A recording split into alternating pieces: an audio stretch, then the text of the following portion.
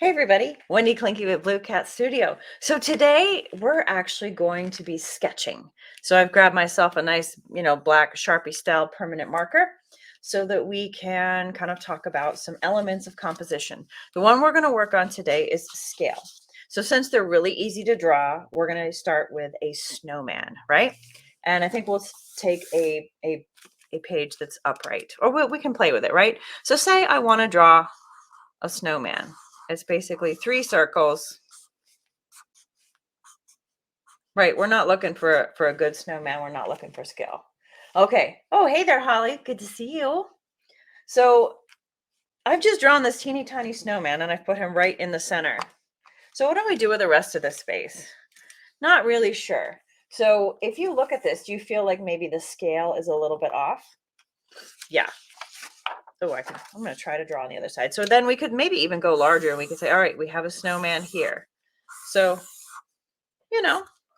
we're definitely getting better. We've got our snowman. He's kind of hanging out and he's just cute. And I've done this snowman a million times. So already just by changing the size or the scale of the main subject, it's become a lot more interesting. Now, what would happen? But again, I guess when you get to this point right here, you still ask yourself, oh, hey there, Melanie. Like what is going on around here? And oftentimes when we do something like this, then we think, okay, I want to have like a Christmas tree, or, you start to feel the need to fill the background space, and you can get a little bit busy, or you can keep it super cute just the way it is, right? But what if you were to play with scale, and instead of just kind of doing a basic snowman, which of course is perfectly fine, I do it all the time. What if you were to say, take the concept of zooming in? And what if we said, all right, now we have a snowman. And so sometimes, if you're thinking like, all right, I've got this idea of this thing that I want to draw, there's a whole bunch of ways you can do it. You can do little. I mean, maybe we have a whole family of snowmen here. It's still kind of like we've got all this extra space. What the heck are we going to do? Or we have our family of, oh, I cannot draw today, family of snowmen here. All right, now that's more interesting, right? Because now we've got a whole, here, we'll give him a hat. I don't know, again, I'm not focusing on pretty drawing right now. I'm focusing on kind of showing you different ways to think about a concept, right? So we said, all right, we're going to do a snowman. Well, then we added a few extra. I mean, you could even have like a whole snowman thing here. But still, we're kind of missing out here. And you could do like, hey, kiddo, can you not be quite so loud with dropping stuff? You could do like a whole like forest of trees in the background. But again, we still have a whole lot of figures kind of peppering the space. And so this could get very busy or very lonely. And sometimes negative space, which is like all this extra, is going to be awesome, but sometimes it's not. And then we have this guy. Well, what if we took these two concepts and smushed them together? Like this is where I think it's really fun to play with scale. So what if we said, all right, now we're going to add one snowman right up front with his little nose. And of course, here I am with his little selfie. And then you can kind of see all his buddies in the background or whatever. Now, again, I'm not like always all about the snowman selfies, but suddenly this picture here, which went from kind of disambiguated, snowmen in the background and some forest, you stick a big guy in front, you've played with scale, and now you have an interesting composition. So he's also cute like that, right? So I feel like it was a very super fast illustration of how you can kind of take the idea and mess with it. So then we could also play, in terms of composition and scale. We could take this guy off center, right? So we could maybe flip our surface this way. And, again, you have your snowman in the surface or in the center. And there's a lot of dead space. And again, I could fill it with stuff and make it a scenery and it would look super cute. But then I could say, well, what if I were to take the snowman off to the side? So the difference between a snowman in the middle, he's the center, and it's kind of like, how do you find a good balance between the two? But when you put him off to the side, or her, suddenly you have the opportunity to turn this guy into an observer to an unfolding scene, right? So maybe he's, sitting, along a river or something, or a village, or he sees like, his family's home over here in a village. And again, I am not here to be sketching pretty stuff today, but we're trying to come up with or look at different ways of playing. So oftentimes, you'll have this idea, but then it's like, how do you turn it into something a little bit more interesting that has maybe just that slight twist that you feel like it hasn't been done before? Because everyone does snowman, especially this time of year. So that is just one option. You can take him off to the side. You could also add a snowman friend over here if you really still want a small snowman. And now maybe they're, waving to each other from across the river. And my pen died. Let's try that again. Zoop. Look at those crazy arms there. So that's another way of thinking about it. And I realize this is a very, very quick lesson today, but I'm seeing a lot of snowmen on the internet. So I was like, well, hey, let's talk about how do you make your own original snowman. And again, my favorite, I'm going to bring this guy back again. We could do another snowman, right? Here, we'll do this guy here. We'll go big again, right? Really big. And then you add your second guy here. And now they're together. And are they looking away from each other? Are they looking towards each other? And these are just ways you can kind of really tweak. So we could have them both going this way. And many of you were kind of part of and saw the snowman selfies project we did, where they were kind of looking together and kind of hanging out. I feel like these guys are like teenage snowmen, right? All right, this one will get like a little beanie cap. Maybe he needs a propeller on top. I don't know. But again, just by zooming way, way in, we've filled the entire canvas, so to speak, with these guys. So now they're the center. And do I really have to worry about what's going on in the background? Do I have to fill it up? No, because in this case, the negative space is going to be really valuable for helping sort of pop these guys forward. And so we can, again, play with scale if we're upright. Did I do this guy already? Sorry, I'm like, oh, I'm painting this and I'm doing that. Okay, so if we still want like a tall snowman, we could really kind of fill him up like this, and like this, and like this.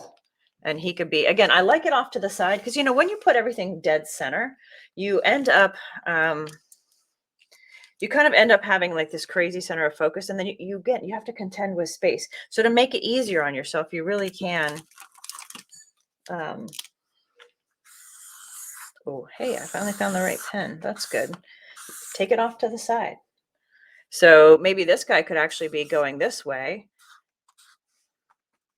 All right, not well executed. And I don't know, we could even give him some arms where he's playing hide and seek with his buddies. And then you could have your little tiny snowman dudes over here, like, running. I don't know. Again, when you start to juxtapose the different size figures in different ways, you can get a really interesting composition that comes together. So again, I know it's simple to just put something right in the center, but consider shifting it off, playing with scale or size. Then it kind of, decomplicates things.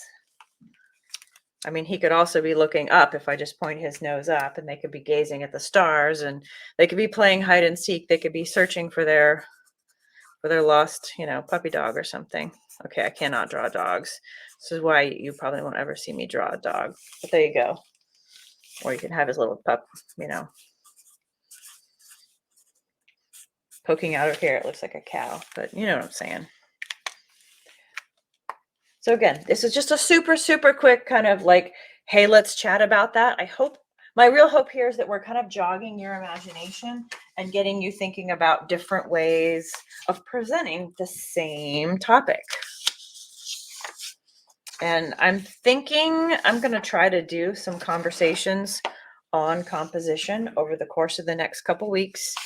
I may take a break between Christmas and New Year's. Everybody needs a little downtime. But I think that this will be a quite a cool way to quite a cool thing to discuss. And there's all kinds of different sort of, air quote rules for composition.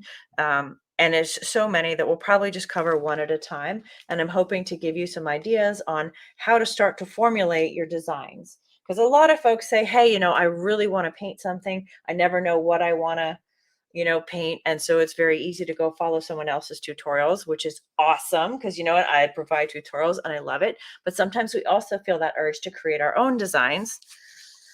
And I'd love to kind of impart the tools for you to be able to create effective, powerful designs, right? So this guy, you're kind of like, all right, what's happening?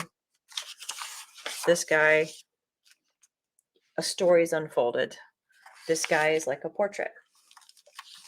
I know we've already sketched all these, but I'm just kind of showing them again. Here we have some kind of a crazy group. Again, we started it with this and then we said, okay, we could add some scenery, add a few extra snowmen. It's funny how long it takes to paint like 3 snowmen. Here we got silly. We had the little snowman family and then we added like dad taking a selfie or something. I don't know. But even if it's something else, like it's kind of cute and funny, but it also works to have something like zoomed way in the foreground. This could be a moose, like sort of poking his head into frame or something and having just a couple of these little guys in the background. So you would focus all your attention here, and then these guys would become sketchy. Like you don't have to go super detail. And then, sometimes just thinking about, okay, so I want my snowman over here to the side. How do I, continue to make him interesting? So when we just sketch this guy, instead of having him sort of looking off in that direction, we said, well, what if he's looking this way? Then what happens over here? And sometimes all you have to do is figure out your guy in the front, and it's enough to help you figure out how to tell a story in the background. I can't flip it over. Oh, okay, so I had so much ink come through this one, you can't tell what happened there. This was just a couple of snowmen posing together. That's right, that's where we switched pens. When you have a good pen, it bleeds through the paper. Anyways, I hope that was helpful. If you guys have any questions, let me know. I would love to see you go sketch out your own kind of goofy snowman vignette. Think about, where you're going to place your snowman. You could just do this one to sketch it out. And yay, grab like pen and pencil. This is printer paper. This is it's not a Sharpie, it's a wannabe Sharpie. But try a sketch and see what you think. In fact, this is how I create a majority of my designs. I'll usually draw out like a little square, like so, because, it's always fun when you keep it small. And I think, okay, I want a snowman. Nah, that's too stiff. Okay, I want a snowman. Okay, that's better, right? And you can begin to kind of just sketch in, all right, and then he's looking up, so he's looking at the sun and he's worried, right? This is supposed to be a frown. I don't know. And so this is like, it's a really fun brainstorming exercise. Or like the other day for the Advent Ornament Challenge, I said, okay, I know I want to do some holly, but how do I make that work? Well, I just sketched out the exact design that we did, right? And I know I can just kind of fit that nice and tightly into a circle. But say this was my ornament circle and I did the holly, just kind of like right here. Here, I'm just going to exaggerate, not well. But then I have all this space. What am I going to do with all this space right here? And so that's where doing little sketches in little tiny frames helps you kind of figure out what to place without going completely overboard, because it's so easy. And it's especially what I used to do when I was younger, in art class and like high school or middle school. It's like, okay, I got this thing. Well, then I need like all these 20, 30, 40 million other things. And, a lot of Renaissance paintings, for example, I mean, they have just like tons and tons and tons of details in the foreground and the background. And it's awesome. But sometimes that's a lot of information for us to process. And so, and it's also very complicated to execute. And sometimes we just want to like take an hour and make something cute and then be done. And so this is a really great way to figure that out. So, when I was designing the whole snowman selfie concept, now I went a little overboard on this guy, but I was like, how do I do the snowman differently? Right. And so it was like, okay, let's kind of zoom in a little bit. Let's So I started here, and that's like, oh, wouldn't it be funny because they're kind of both facing that way if we put a selfie or whatever. And so again, I'm not saying you have to do that one, but it's totally something to think about. Anyways, I'm going to call it a night on Technique Tuesday. I hope this was helpful, and we'll continue kind of in the sketchy world for the next couple of weeks. Again, taking a break between Christmas and New Year's. And we'll talk about different other concepts to consider during composition. Say if you're doing a landscape or something else. And landscape's really easy to kind of use and come up with these rules. All right, it's been real. I will talk to you guys later. Love you. Bye.